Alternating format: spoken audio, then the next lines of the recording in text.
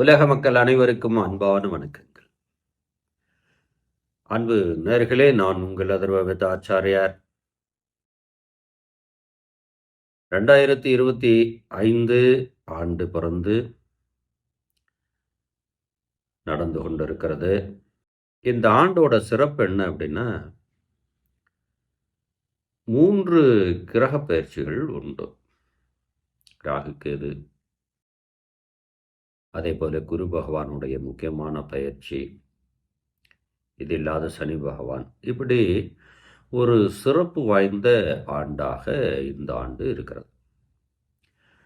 அப்போ ஒவ்வொருத்தருடைய மனதிலையுமே இந்த ஆண்டு நமக்கு பிறந்த ஜாதகத்தின் அடிப்படையில் கிரகங்கள் நமக்கு நன்மை செய்கின்றதா அப்படின்னு எல்லாருமே எதிர்பார்க்கறது உண்டு.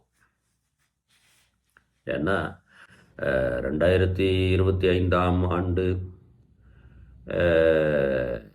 இந்த கிரக பயிற்சிகள் இதெல்லாம் நன்மை தீமைகள் எப்படி இருக்கிறது அப்படின்னு எவ்வளவோ ஜோதிட வல்லுநர்கள் நிறைய இணையதளத்தில் உங்களுக்கு பலவிதமான கருத்துக்களை சொல்லி கொண்டிருக்கிறார்கள்.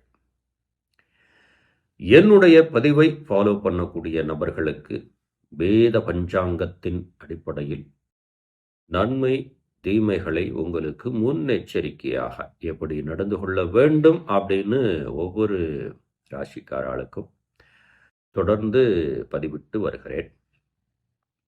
சில நேரங்களில் ஹோமம் பூஜை விதிகள்லாம் அதிகமாக இருக்கிறதுனால சில நேரங்களில் என்னால் தொடர்ந்து வீடியோ பதிவிடுகள் முடிவதில்லை.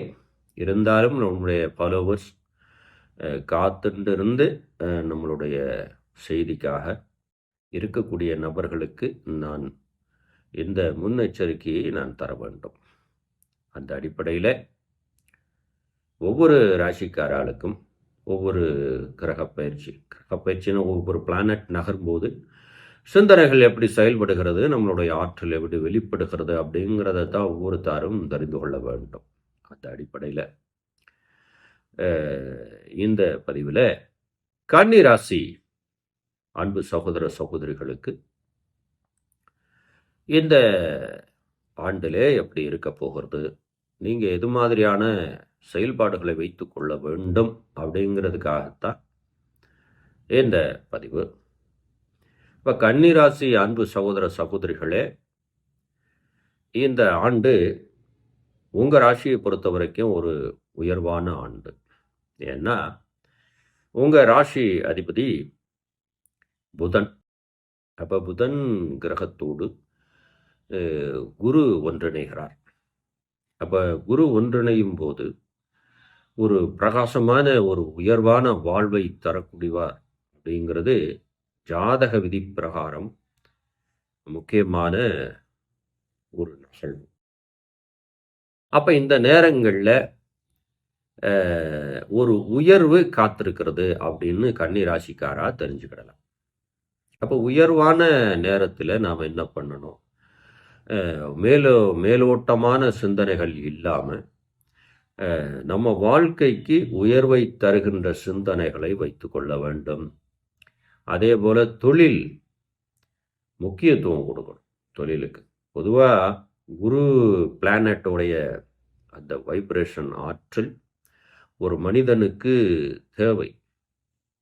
எப்படி அதுதான் விடிய காலம் பிரம்ம முகூர்த்தம்னு சொல்லுவாங்க. பிரம்ம முகூர்த்தங்கிறது 12 மாதங்களிலே ஒரு சில மாதங்கள் மட்டுமே பிரம்ம முகூர்த்தம் வேலை செய்யும். மற்ற நேரங்கள்ல எல்லாம் பிரம்ம முகூர்த்தம் வேலை செய்யா அப்படின்னு நம்ம வேத விதிகளின்படி சொல்லலாம். அப்போ கன்னிராசி அன்பு சகோதர சகோதரிகளே, உங்களுக்கு குடும்பத்தில் சந்தோஷ நிகழ்ச்சி நடக்கப் போகிறது இந்த ஆண்டு. அதே போல பிரிந்தவர்கள் ஒன்று சேரக்கூடிய வாய்ப்புகள் எல்லாம் இந்த ஆண்டு இருக்கிறது. அதற்கான முயற்சிகளை நீங்கள் எடுக்கணும். அதே போல வம்பு வழக்கு, இந்த கடன் அவதியில் இருந்த நபர்களுக்கெல்லாம் ஒரு சிறப்பான ஒரு இருட்டுக்குள்ள ஒரு ஒளி தெரிவதைப் போல பல விஷயங்கள் உங்களுக்கே தெரிய வரும் இந்த ஆண்டில். காரணம் என்னென்னா, சனி பகவானுடைய ஆற்றலும் கேதுவுடைய நகர்வும் அப்படி இருக்கும். உங்களுக்கு ஒரு தன்மையை தரப்போகிறது. ஏன்னா எல்லாரையும் போல 9ல் குரு, 7ல் சனி. இப்படி நாம் கணக்கீட்டு முறைகளை மட்டும் சொல்லிட்டு இருந்தால் ஒரு மனிதன் நல்ல நேர பிரகாரம் உயர்வடைய முடியாது. அப்படிங்கிறது தான் நம்ம முன்னோர்கள் சொல்லி வைத்த ஒரு குறிப்பு. இங்கே என்ன ஒவ்வொருத்தருக்கும் தேவைப்படுது? இந்த நேரம் உனக்கு நல்ல நேரமாக இருக்கிறது. இந்த நல்ல நேரத்தை நீ பயன்படுத்தி கொண்டு உயர்வான சிந்தனையை மனதில் வைத்துக் கொள்ளுங்கள். கன்னிராசி அன்பு சகோதர சகோதரிகளே, வேலைக்கு போகக்கூடிய பெண்களுக்கு ஒரு சிறப்பான மன மகிழ்ச்சி காத்திருக்கிறது. மகிழ்ச்சிக்கு என்ன காரணமாக இருக்க முடியும்? நல்ல வருமானம் வரும், கைகளிலே பணப்புழக்கம் அதிகரிக்கும்,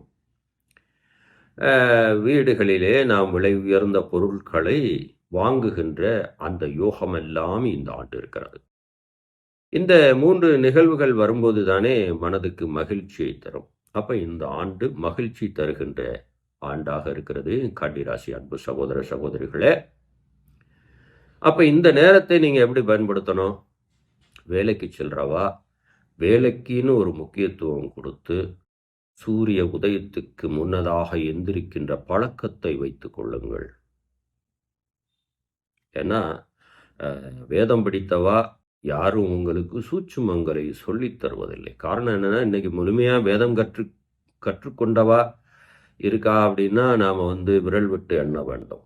காலம் அப்படி இருக்கிறது. அதனால் கன்னிராசி அன்பு சகோதர சகோதரிகள், வேலைக்கு போகக்கூடிய நபர்கள் பிரம்ம முகூர்த்தத்தில் எந்திரிக்கின்ற பழக்கத்தை வைத்துக் கொள்ளுங்கள். மற்ற வெற்றிகளெல்லாம் தானாக அமையும். உங்களுடைய உழைப்பு, உங்களுடைய சிந்தனை, உங்களுடைய செயல்பாடு, உங்களுடைய அந்த ஒரு முழுமையான விடாமுயற்சி, தன்னம்பிக்கையெல்லாம் தானாக உருவாகும். அப்படி உருவானாலே ஒரு உயர்வான வாழ்வு இந்த ஆண்டு காத்திருக்கிறது. அப்போ இங்கே யாரை நம்பணும், நம்பக்கூடாது அப்படிங்கிற ஒரு விஷயத்தை நாம் கணக்கில் எடுத்துக்கிட்டோம் அப்படின்னா, எப்பவுமே சொந்தம் பந்தங்களுக்கு முக்கியத்துவம் கொடுத்தாலும் கூட நம்பிக்கை என்பது யாரையும் நம்பி நாம் பணம் தருவதோ, ஜாமீன் கையெழுத்து போடுவதோ, இதுபோல விஷயங்கள் இந்த கிரக பயிற்சி மட்டுமல்ல, எந்த கிரக பயிற்சி நடந்தாலும் இன்னைக்கு காலம் கலிகாலமாக இருக்கிறதுனால ஒருவரிடம் வாக்கு கொடுக்கும்போது நாம் ஒன்றுக்கு பலமுறை யோசித்துத்தான் கொடுக்க வேண்டும்.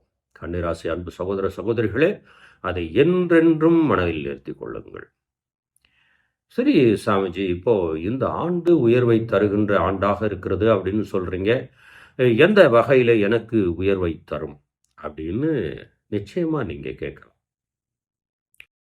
உயர்வுக்கு இன்னைக்கு இருக்கிற காலத்துக்கு எது தேவை அப்படின்னா, பணவரவு தேவை. நிச்சயமாக பணவரவு உங்களுக்கு இந்த ஆண்டு உண்டு. அதற்கான முயற்சிகளில் யாரெல்லாம் இருக்கிறீங்களோ அந்த அளவுக்கு மனமகிழை தரக்கூடிய அளவில் பணவரவு இருக்கு. வியாபாரிகளுக்கு நல்ல முன்னேற்றம் இருக்கிறது. விவசாயிகளுக்கெல்லாம் நல்ல ஒரு விளைச்சல் இருக்கிறது. பட் இருந்தாலும் இயற்கை சீற்றத்தை மனிதனுக்கு கடிக்க முடியாத அளவிலே சில இடங்களிலே, பல நாடுகளிலே பலவிதமான இயற்கை சீற்றங்கள் எல்லாம் உண்டு. அந்த கணக்கீட்டு முறைகளுக்கு நம்ம போக வேண்டாம். ஏன்னா அது தன்னை மீறிய செயலாக தோன்றும். அந்த இன்னல்கள் மனித குலத்துக்கு இருக்கத்தான் செய்யும். ஆனாலும் உங்களுடைய சொந்த ஜாதகத்தில் தசாநாதன், உங்களுடைய ராசியாதிபதி, இவங்கெல்லாம் வலுவிழந்திருக்காங்களா, வலுவோடு இருக்கிறாங்களா, எந்த பிளானட்டோடு எப்படி சேர்ந்து வைப்ரேஷனை கக்கி கொண்டு இருக்கிறார்கள், இதெல்லாம் தெரிந்து கொண்டாலே உங்களுடைய ஒவ்வொரு நாளும் வெற்றிக்கான நேரம் தெரிந்துவிடும். அப்படிங்கிறத எப்போவுமே மனதில் நிறுத்திக்கங்க கன்னிராசி அன்பு சகோதர சகோதரிகளே. மற்றபடி இந்த ஆண்டை பொறுத்த வரைக்கும் வீட்டில் சுப நிகழ்ச்சி ஏற்பாடு செய்யக்கூடிய நபர்கள், அதை நோக்கி பயணம் செய்யக்கூடிய நபர்களுக்கெல்லாம் வெற்றிகரமாக அது நடந்து முடியும். அதே போல் நிறைய நபர்களுக்கு பெண்களால் பலவிதமான இன்னல்கள் இருக்கும். அதெல்லாம் இந்த ஆண்டு உங்களுக்கு ஒரு நிம்மதியை தருகின்ற ஆண்டாகத்தான் இருக்கிறது. மொத்தத்தில் இந்த ஆண்டு உங்களுக்கு ஒரு உயர்வான வாழ்க்கையும் மன மகிழ்ச்சியும் தருகின்ற ஆண்டாக இருக்கிறது. இந்த ஆண்டை சரியாக பயன்படுத்தி கொண்டு உங்களுடைய வாழ்க்கையில் எப்பவுமே விடாமுயற்சியோடு வெற்றி பெற வேண்டும் என்று இந்த நேரத்திலே உங்களை நான் கேட்டுக்கொள்கிறேன். நிறைய கிரக பயிற்சிகள் இருக்கிறது. ஒவ்வொரு கிரக பயிற்சிகளுக்கும் தன்மை அறிந்து நீங்கள் எப்படி நடந்து கொள்ள வேண்டும் அப்படின்னு ஒரு முன்னெச்சரிக்கையாக நம்மளுடைய பதிவுகளில் வந்துட்டு தான் இருக்கும். தொடர்ந்து நம்ம பதிவை பாருங்கள். இதே போல் ஒரு நல்ல தகவலோடு திரும்பவும் உங்களை சந்திப்பேன். அதுவரை நன்றி, வணக்கம் நண்பர்களே.